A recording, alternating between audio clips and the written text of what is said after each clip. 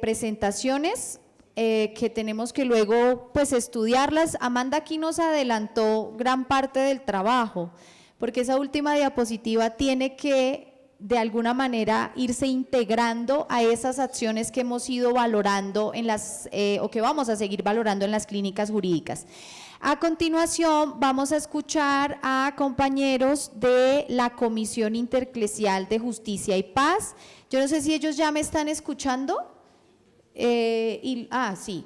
Y vamos a tener 10 minutitos para escucharles sobre lo que se ha identificado en este mundo de las empresas y derechos humanos y la captura corporativa en elementos de riesgos y desafíos, ¿no? También en estos 10 minutitos, y ahí nos damos el espacio pues como para una ronda de preguntitas. Entonces, bienvenidos. Un pesar que no nos pudieran acompañar presencialmente, pero muchísimas gracias por el esfuerzo que sabemos que también están haciendo para acompañarnos virtualmente. ¿Ellos tienen posibilidad de ver el auditorio? Sí. Bueno, maravilloso. Entonces los escuchamos. Buenos días. Muy buenos días, ¿nos escuchan bien? No, parece que no. Sí, ahí ya les estamos escuchando. Okay. Les agradecemos, eso sí, lo más altico que nos puedan hablar, pero ya los vemos y escuchamos. Bueno, buenos días. Mi nombre es Javier Rosero.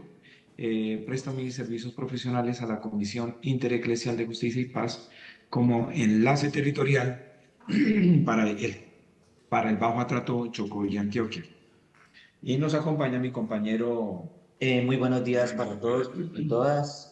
Agradezco la oportunidad de estar en este espacio. Mi nombre es Antonio José Campo y hago parte del equipo jurídico de la Comisión Intereclesial de Justicia y Paz.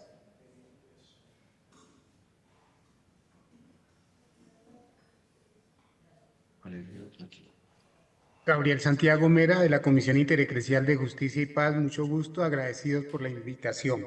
Bueno, nosotros como organización defensora de derechos humanos, que tenemos una trayectoria de 36 años de trabajo, queremos ubicar y compartir con ustedes en estos minutos que nos quedan, un caso muy particular, tal vez muy conocido para muchos, para otros tal vez no. Caso de despojo territorial, coincidencia del paramilitarismo y beneficios de las empresas privadas para la ganadería, la expansión de la frontera agrícola y la minería en el Jiguamiandó, Urbaradó, en el Bajo Atrato chocuano. Para nosotros este es uno de los casos emblemáticos de apoyo y asesoría, acompañamiento también. Es un ejercicio que mancomunadamente se ha logrado a partir del trabajo en terreno con comunidades indígenas y afrodescendientes que habitan ancestralmente estos territorios y se han visto afectadas por la violencia. Vuelvo y repito, una violencia que ha buscado el despojo territorial para beneficiar a las empresas privadas nacionales y multinacionales. En ese sentido, queremos decir que las comunidades se han enfrentado a situaciones adversas, pero han implementado mecanismos de protección como las zonas humanitarias, las zonas de biodiversidad,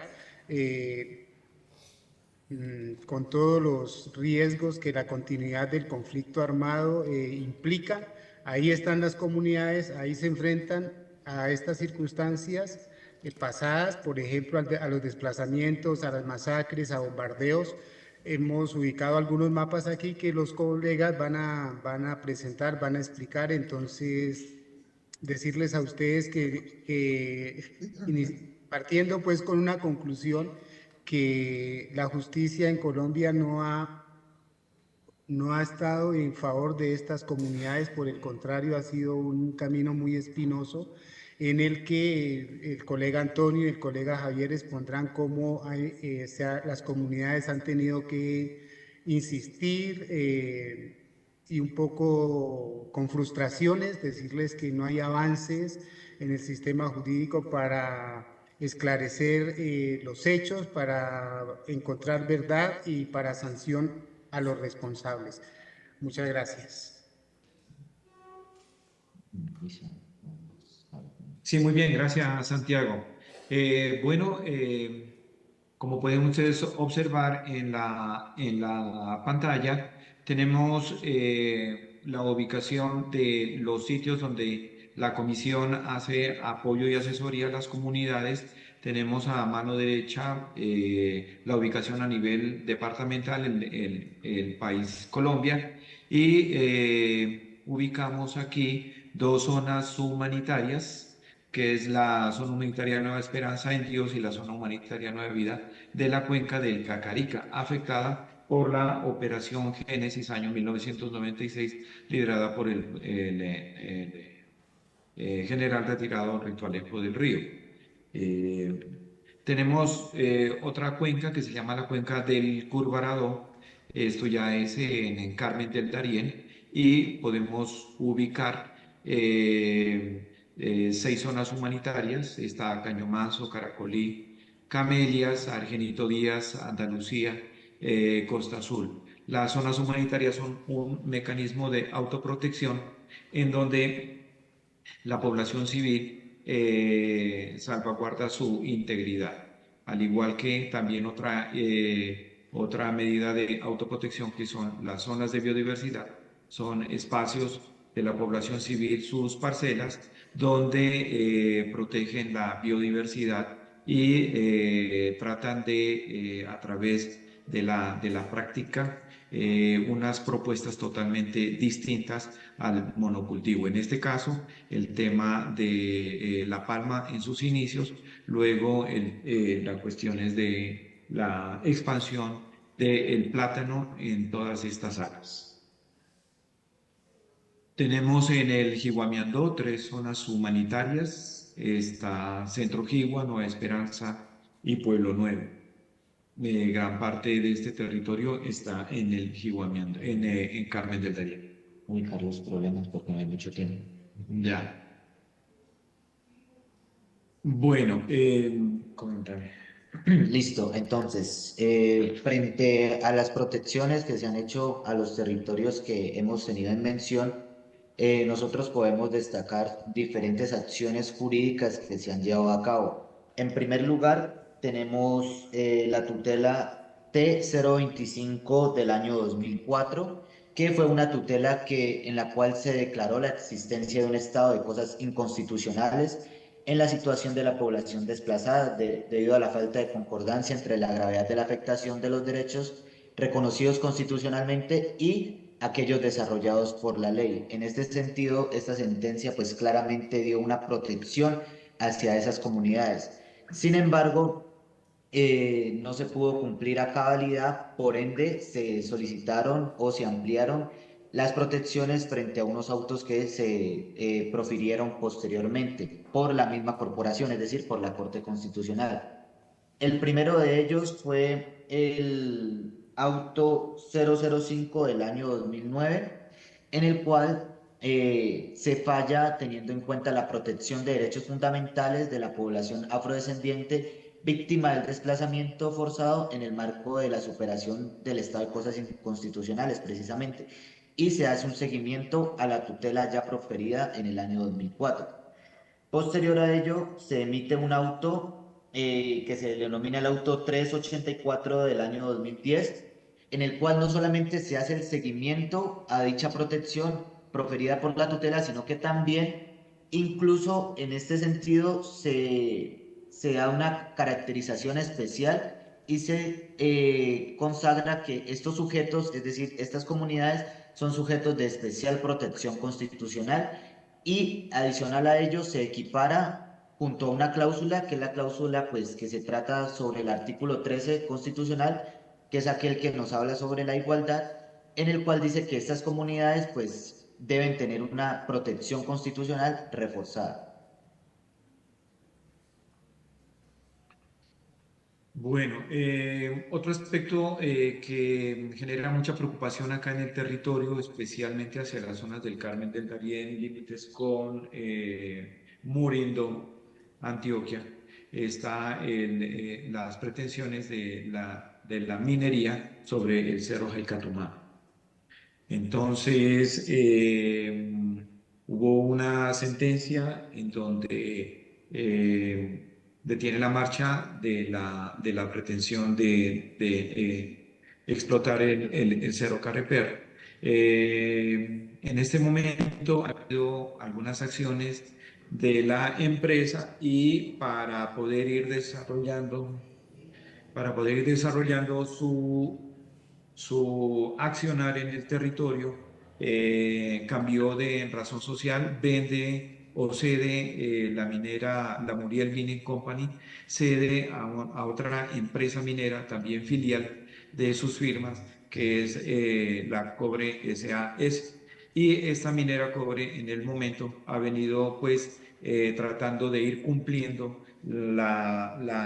¿cómo se llama eso en derecho? Los requerimientos Los exigidos. requerimientos exigidos para dar la continuidad en el tema de la exploración y la explotación del Cerro Careper o Cerro Jaicatumá, Cerro de los Espíritus. En ese momento lo que ha generado la empresa es una división al interior de las comunidades, en este caso del pueblo Embera, y esto ha generado un rompimiento del tejido social. Aquí podemos observar dónde está ubicado fronteras entre Carmen del Darién y Murindo. Y la afectación, pues está a todas estas poblaciones que están en esos punticos negros rodeando todo este territorio. Al parecer, pues es una extracción de más de 200 minerales y con ello pues implica la asociatividad de muchas empresas para entrar a hacer el aprovechamiento de cada uno de los minerales que extraen. Se focalizan frente a la extracción del cobre y también del oro. Hay alrededor de 27 títulos mineros solicitados y 12 títulos concedidos en esta zona. Ahí los podemos mirar.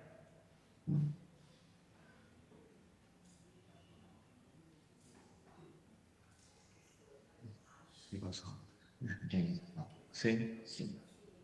Sí. Bueno, como conclusión, nosotros tenemos que algunas empresas mineras lo que hacen es cambiar de razón social, es decir, pues de nombre y todo eso para que no sea, para que no tenga ningún inconveniente a la hora de seguir explotando este tipo de cerros. En este sentido, nosotros como comisión consideramos que esto genera una gran afectación ambiental y que pues claramente debe no solamente cumplir con los requerimientos establecidos por la ley, sino que tener en cuenta también estas comunidades que han sido víctimas o afectadas por este tipo de explotación. No sé, Santiago, ¿quieres agregar algo más? Sí, Javier, compartir en este espacio que sobre este hecho concreto, sobre este territorio concreto que están exponiendo mis colegas, el Cerro Jaicatumá, las comunidades como en sus derechos constitucionales, pues recurrieron a convocar a una consulta interétnica en el año 2009, una consulta interétnica que arrojó como resultado un no rotundo a la explotación del cerro. Acción que no ha sido tenida en cuenta en términos de protección de la comunidad ni de este territorio. Y algo muy delicado también que ocurre después de esta consulta interétnica en el año 2009 es que el 30 de enero de 2010 el ejército de Colombia bombardeó los alrededores de la comunidad en Vera de Alto Guayabal y por donde está el cerro, intimidando a las comunidades y prácticamente haciendo un anuncio de que estaba protegiendo a la empresa que quería intervenir en ese entonces este territorio. Para decirles aquí que papel fundamental jugado por personas de la comunidad fueron mujeres que se dirigieron hacia el cerro sin importar pues el bombardeo con sus niños a proteger su cerro. Eso ha logrado, o esa acción heroica de estas mujeres, pues detuvo realmente la intervención en ese entonces de este cerro y del territorio indígena.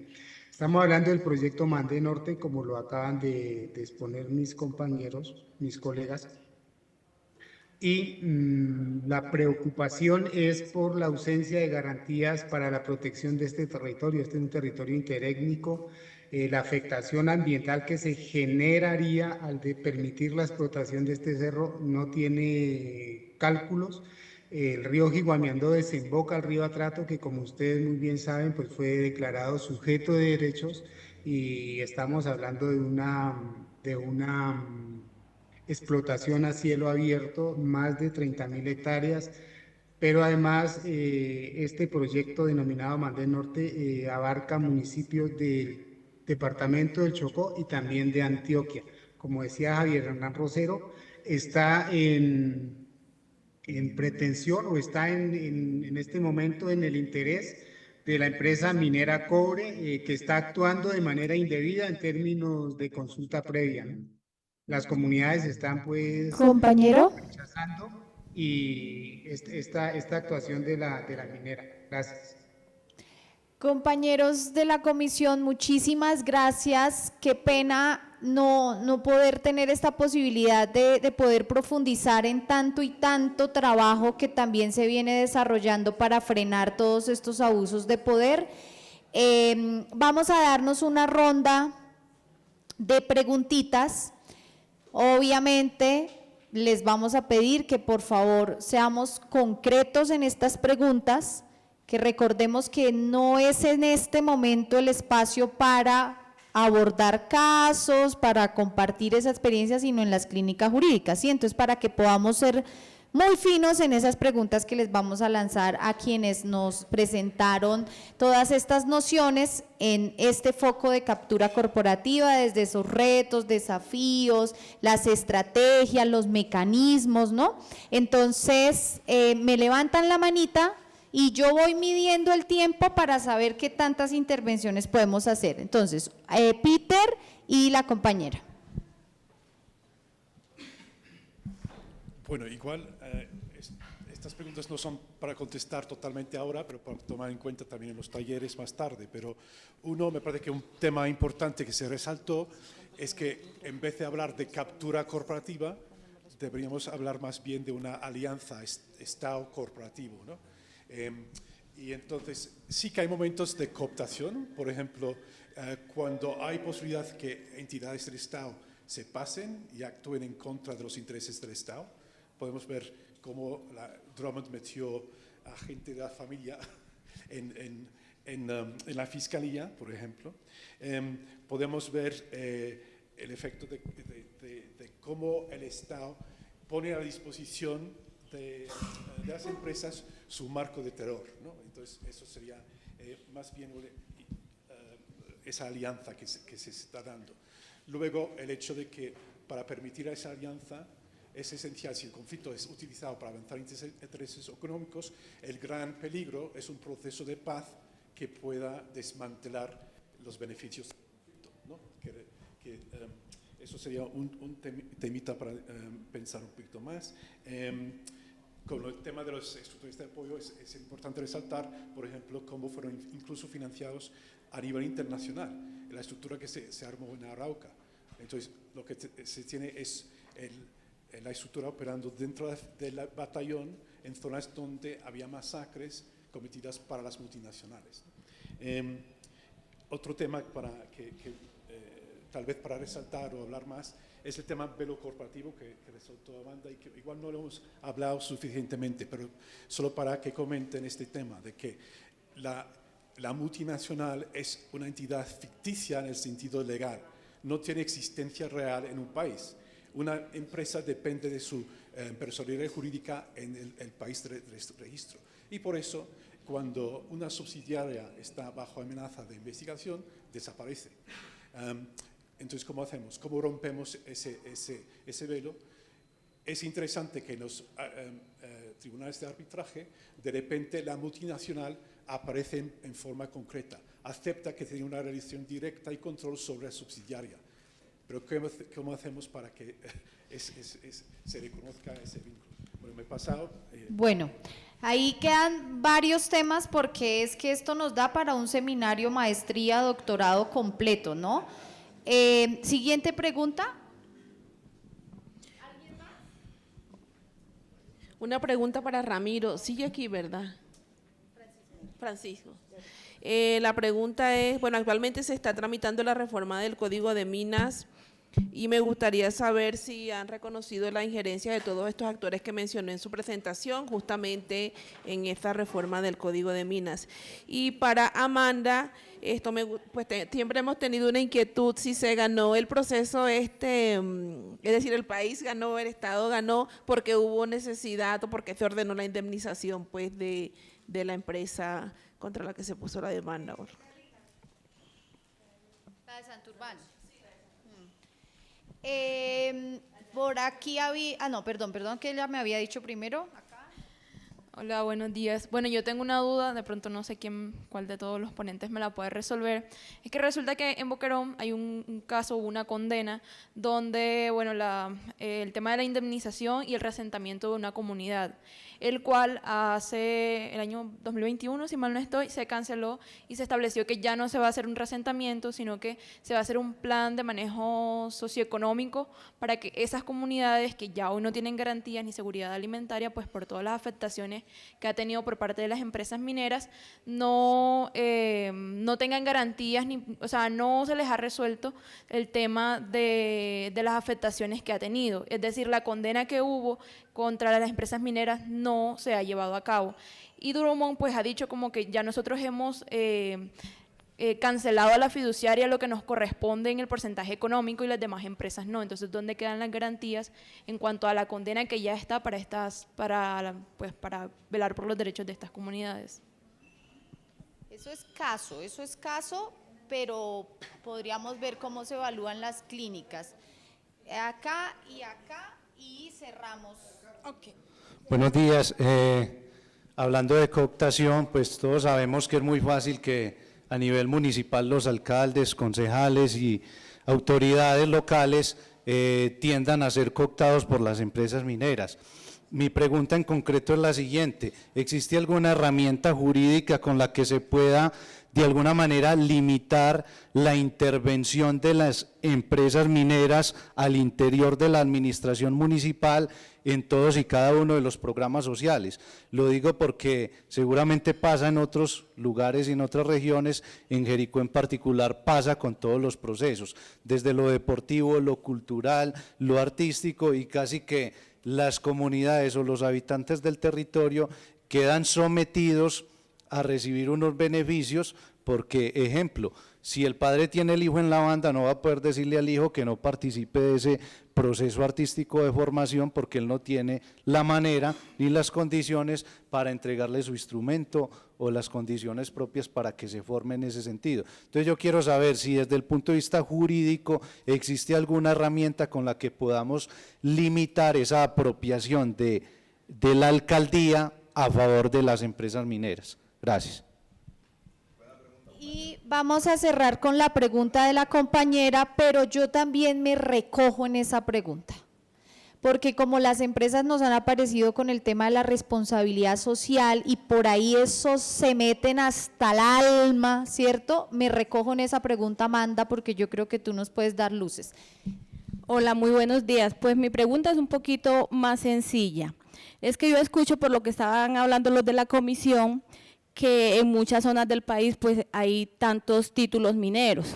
Mi pregunta es, esos títulos mineros, porque uno a veces como comunidad escucha que los mineros están peleando los títulos y todo eso, entonces a mí me gustaría saber cuáles son los pros de tener un título minero en la zona y cuáles son los contra, para tener claro eso, porque todavía como que no me alcanza a quedar bien claro, porque uno entiende que no, o sea, me gustaría saber si esa tensión de títulos mineros nos traen beneficios como campesinos y como mineros a la zona en las que están los títulos mineros.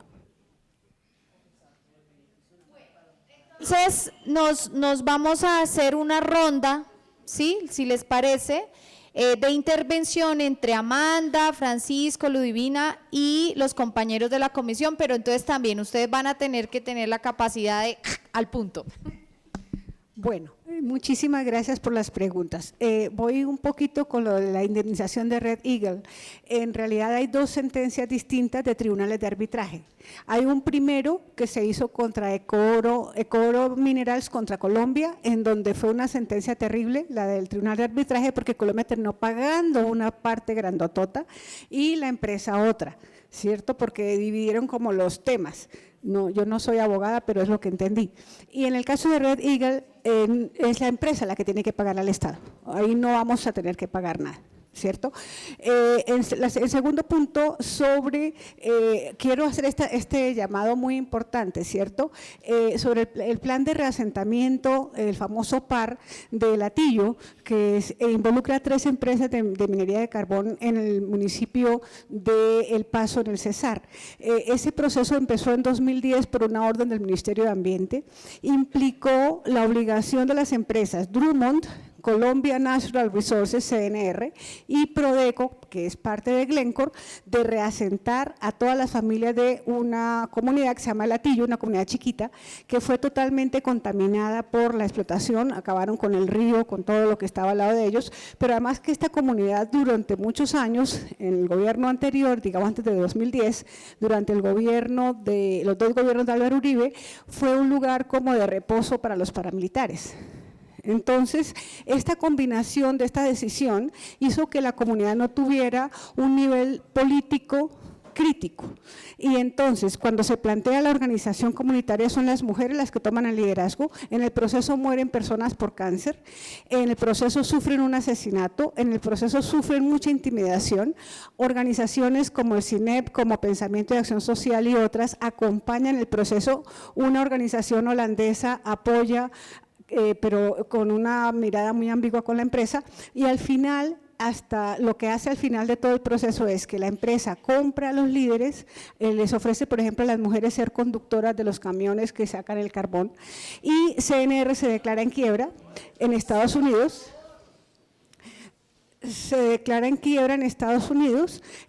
Y dice que cierra la mina, pero vamos a ver una transición energética, la famosa transición, porque ahora CNR e incluso Prodeco, que dice que ahí les entrego sus títulos mineros, que chao candao, ¿cierto?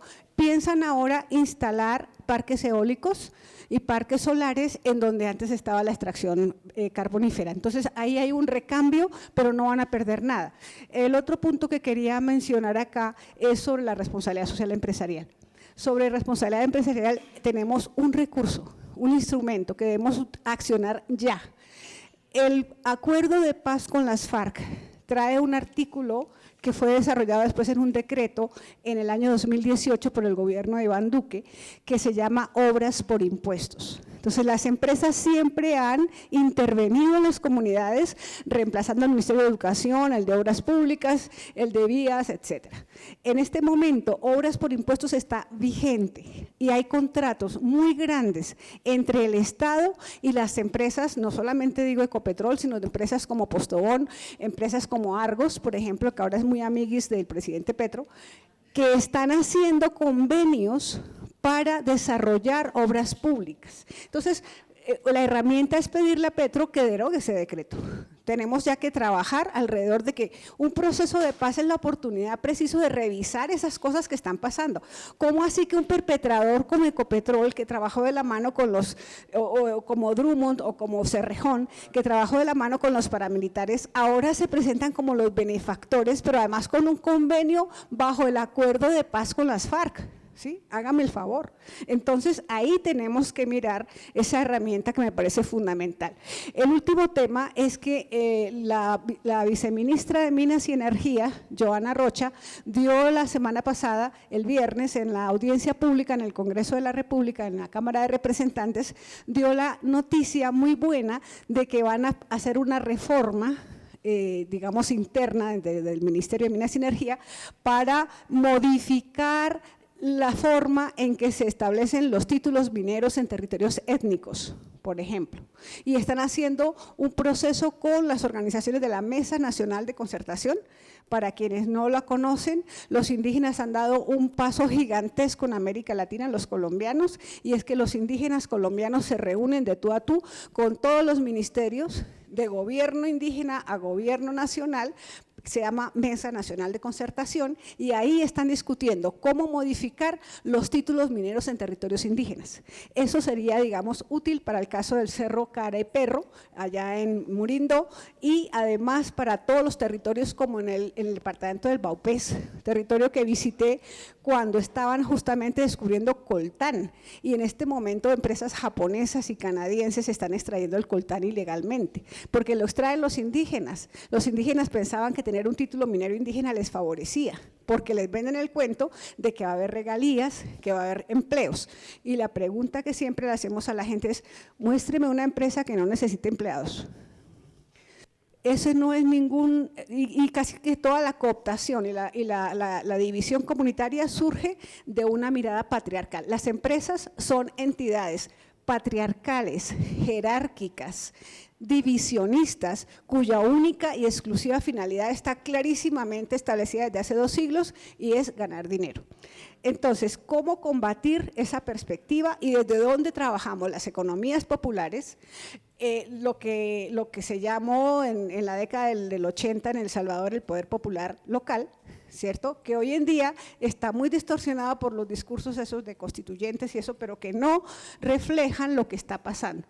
Y que está pasando además con la vinculación de nuestros jóvenes y jovencitas en crimen organizado.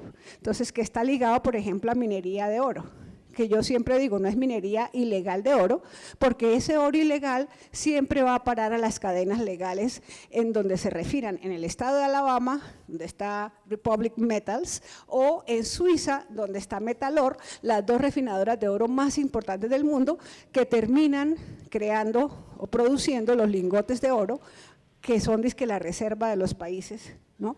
Y entonces el oro que acaba cerros, que acaba montañas, que acaba gente, termina simplemente en lingotes.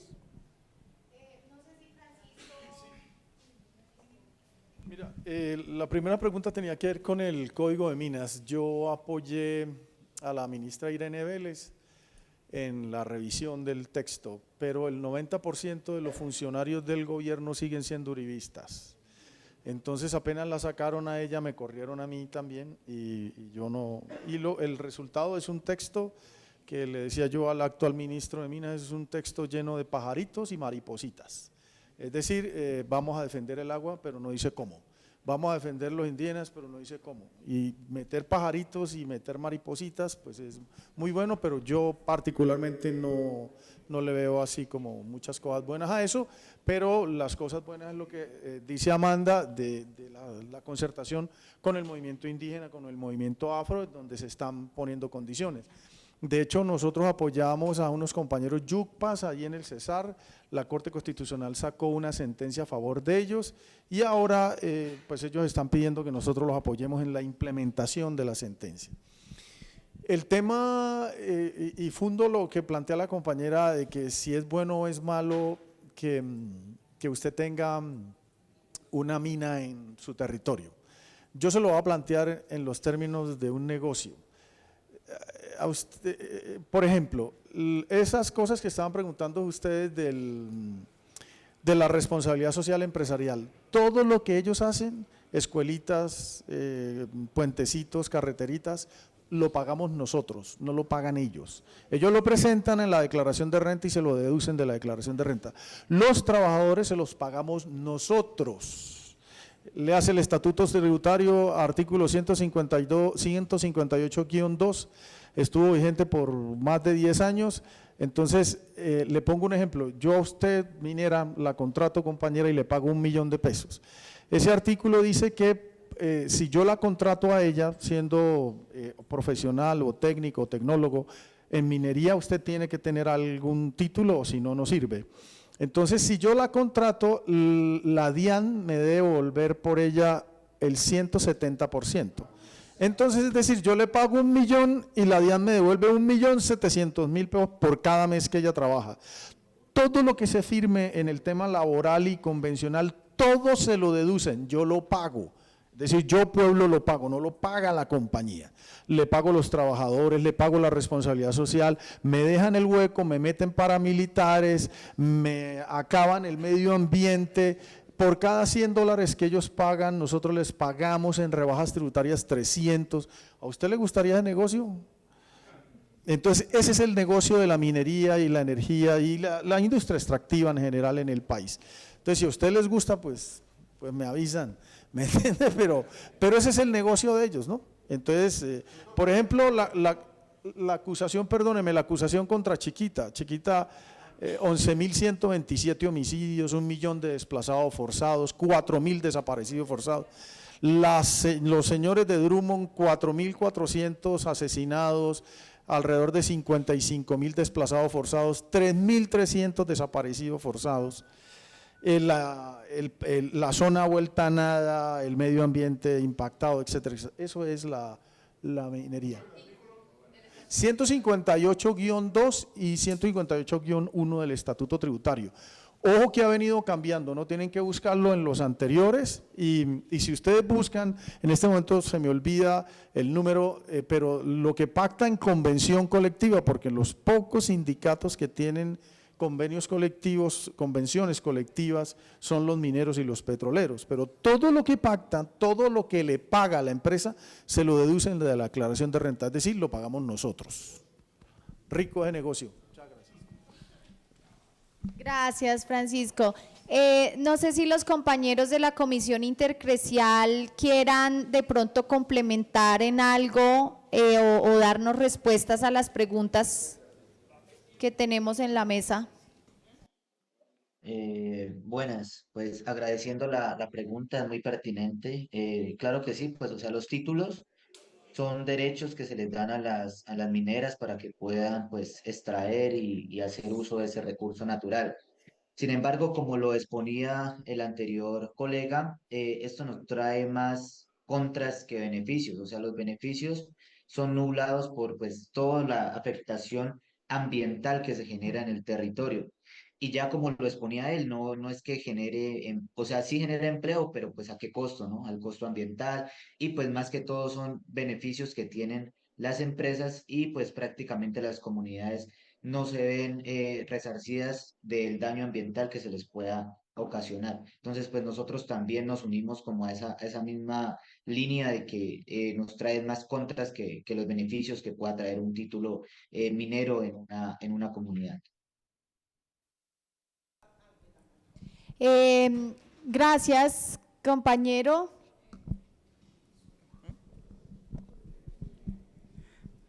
A ver, yo quiero mencionar que en el Cesar, la Drummond, para obtener los títulos mineros, no hizo una consulta a las comunidades que habitan ahí, que son comunidades en su mayoría afro, ¿sí? No las consultaron. Entonces, allí es la obtención de todos esos títulos y luego la ampliación y las prórrogas que han tenido están viciadas porque han violentado y han desconocido toda la legislación colombiana en términos de la protección a las comunidades en esos territorios que son las verdaderas dueñas de ese territorio. Esa explotación además, yo digo, el daño ambiental y a la salud ambiental, no solamente por toda la polución, cómo le quitan el agua a las comunidades, para las carreteras, sino también por toda la acumulación de todos esos residuos. Cuando las mineras van sacando el carbón de una zona, van dejando los cerros de residuos de tierra ya tóxica ya, y eso es lo que le queda a la comunidad, ¿sí? Entonces las comunidades que vivían de sembrar, de sus cultivos, de sus animales, de todo eso, o sea, hoy ya no tienen esa oportunidad, pero tampoco tienen la posibilidad de un trabajo, de una remuneración en ninguna empresa, porque a los oriundos de ahí no los contratan, las multinacionales no los contratan, ¿sí? Además, yo creo que también que hay otra posibilidad en términos de la defensa de las comunidades, de que accedamos o de que interpongamos recursos y de mirar como por todo lado cómo nos armamos de argumentos, de pruebas, de evidencias, porque muchos de estos casos, de los homicidios, de todos estos casos, están reconocidos en las audiencias de justicia y paz por los comandantes de los grupos paramilitares. Mire, si nosotros revisamos todas esas sentencias, ¿sí?, de todos estos miembros del Bloque Norte, de todos estos frentes que operaron ahí, el Juan Andrés Álvarez que les comentaba que lo crearon especialmente para que accionara ahí en ese corredor minero del Cesar, están todos los reconocimientos y están ahí. Y sin embargo, la Fiscalía no ha hecho hasta ahora nada para compulsar copias, para que ellos paguen por todos esos crímenes, ¿sí? Además, pues yo también creo que hay que estar atentos al macrocaso 08 que abrió ahorita la JEP, la Justicia Especial para la Paz, porque allí se podría retomar muchos casos que ya la Fiscalía y los tribunales de justicia y paz han ido como cerrando, que no le han dado como la importancia y la gravedad que tienen todos estos hechos. Es que esto es un genocidio aquí contra todas nuestras comunidades. ¿Sí? Ludwig, bueno, espera. ajá. Esto es que estamos bien corridos de tiempos, ¿sí? Y creo que una de las cosas que también nos deja esta sesión, yo no voy a alcanzar como moderación a poder hacer el análisis de esos varios elementos, pero sí quiero dejar las siguientes puntadas. 1, en los espacios de formación, ¿cierto?, de fortalecimiento, tenemos que empezar a poner la lupa en esa gran preocupación que hay sobre el tiempo, porque una cosa que ayer, imagino, Santiago también nos dejó es esta cuestión, sí les dijo él, de cómo contar el cuento, de lo importante que es la narración de los hechos. ¿Recibieron el link del corto Defender la Tierra? No. Ok, entonces vamos a compartir un link porque ese corto dura 7 minutos, es un punto de partida fundamental para analizarnos, para entrar en el detalle de cada uno de nuestros casos, en toda esa filigrana que es donde a uno se le puede ir la vida. Pero en estos espacios de fortalecimiento, lo ideal es que nos vayamos como con la estructura mental de una sombrilla, ¿sí? Y para cerrar y recoger, hay un tema que nos deja Francisco que a mí me parece fundamental y es lo conceptual. Cuando él pone en disputa el término de cooptación. Hay quienes incluso también han puesto en la mesa el tener que analizar que estamos bajo estados corporativos. Otro elemento de si es bueno o es malo. Hay procesos en los que luego de un análisis, luego de todo este estudio, llegan y dicen, yo no me puedo ir a decir la minería es mala, 0, prohibición, porque perdemos en otros espacios de disputa por la verdad en la que nos encontramos. Hay otros procesos que han avanzado tanto y que es que ya es indiscutible que nos tenemos que ubicar en una orilla. Punto. ¿Es blanco o es negro? Aquí ya no nos sirven los tonos grises o de colores. Y entonces, perdón, por la cuestión de los colores, pero es para determinar, no, es que es para determinar, no en términos de si es malo el color, no, es la radicalidad, ¿sí? Por eso hablo de todos, incluso los otros colores que puedan haber. Eso para aclarar que no lo hago en términos, digamos, negativos, por supuesto. Ahora, la cuestión para cerrar esta parte.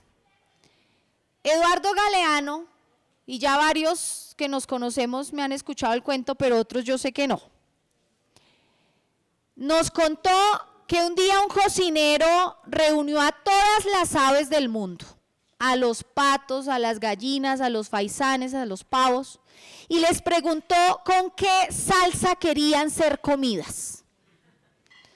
Y una gallina, una humilde gallina, dio un paso al frente y dijo, pero es que no queremos ser comidas.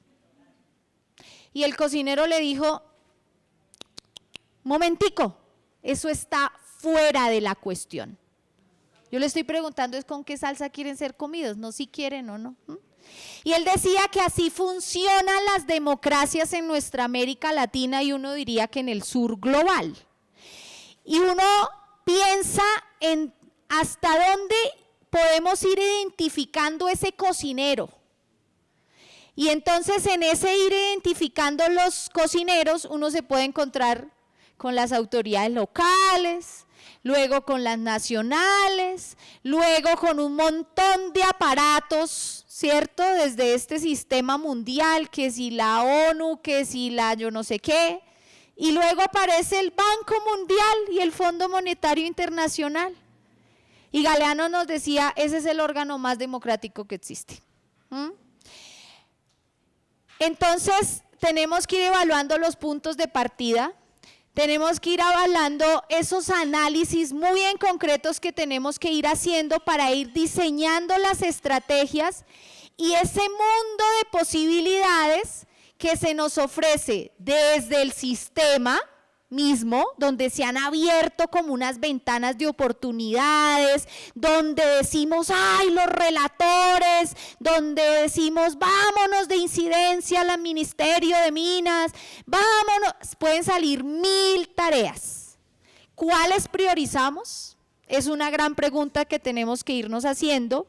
Y la otra pregunta que también nos tenemos que ir haciendo es, y lo lamento mucho, podemos verlo también en un lado, no estamos en un embrujo frente a ese sistema, no deberíamos estar priorizando los escenarios desde las bases y desde el fortalecimiento organizativo, porque es que a uno como proceso se le puede ir la vida en este otro mundo que el sistema ofrece y que valoramos, por supuesto, y la tarea hay que hacerla, no estoy diciendo que no.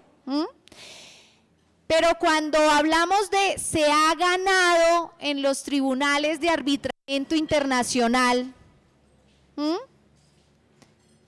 hay muchos académicos que se han preguntado y ponen en cuestión ese ganado, porque es que ahí se va un montón de dinero del erario público en las consultorías, en las contrataciones para ir a defender al Estado. Y entonces lo ideal, y hay una misión internacional que vino a Colombia para evaluar todos esos casos, y la petición que se le hace a este gobierno en concreto fue, listo, hay que seguirnos defendiendo, háganlo por favor bien, pero la solución está. La solución es salir de los tratados de protección de inversiones. La solución es decir no y punto. Ah, que es que usted no sabe cuántas empresas suizas hay aquí en Colombia y entonces las empresas suizas se van a ir. Váyanse. Es que a quiénes son a los que perjudica no estar en el país. Y final. Yo insisto en el tema desde las conciencias y los corazones y cómo en la disputa por la verdad en la que nos encontramos vamos a poder transmitir los mensajes que tenemos que llevar a nuestras comunidades. Un sindicalista, hablando y valorando las convenciones colectivas y demás, nos pusimos punto por punto a analizarlo. Salarialmente, ¿qué le ha dado a usted la empresa para que usted esté trabajando en el sector carbón si es que usted es consciente de que está generando daños? Y de todo lo que es entrecomillado la empresa, fuimos desvirtuando, nos dimos cuenta que era mentira. Y el punto final fue, no, hay unas becas estudiantiles. Hay unas becas estudiantiles. Y qué jodido es discutir esta situación de necesitamos hacernos profesionales. Necesitamos que nos saquen del pueblo porque es que eso de ser campesino está feíto. Es mejor que a usted vayan y le digan doctora o doctor, ¿cierto? Y hay una preocupación de que nuestros hijos vayan a la academia. Entonces ahí como que, uy, pataleó la cosa. Pero desde sentir, le dije a ese papá, compañero, lo lamento mucho, pero si a mí me dicen que puedo ir a la universidad a costa del pulmón de mi papá, porque es que a los trabajadores del carbón les da silicosis, o sea, esos trabajadores van a tener un cáncer. Yo creo que no me voy para la universidad, punto. No voy a ir a la universidad a costa del pulmón de mi papá para que el día de mañana lo que yo me esté ganando de doctora me toque estarlo invirtiendo en un tratamiento de cáncer, o es más, ya el tiempo de disfrute con mi papá en su vejez va a ser en un hospital, en una clínica. Pero qué difícil es ganar conciencia frente a un sistema que nos está vendiendo un valor distinto. ¿Cómo luchamos contra esos valores distintos que nos meten? Porque es que plata es plata y por la plata baila el perro y en fin ahí podemos escuchar y el vivo vive el bobo y no. ¿Cómo? Y si uno no lo coge otro y así. Entonces, para quedarnos como con esa sensación a propósito de todo esto, porque por ahí es que sobre todo se nos centra eso parece un chip. Y luego vamos a ver, espero que podamos conversar a propósito de lo que es la publicidad, el marketing, porque los asaderos de pollo todos son amarillo y rojo. Esos dos colores dan hambre. Entonces usted se imagina todo lo que estamos viendo en la televisión, en la publicidad, cuando venimos a estas ciudades, de qué es que nos antojamos y por qué nos antojamos. Tenemos que empezar a discutir desde otras lógicas que quizá por nuestras urgencias hemos estado en otras dinámicas, ¿no?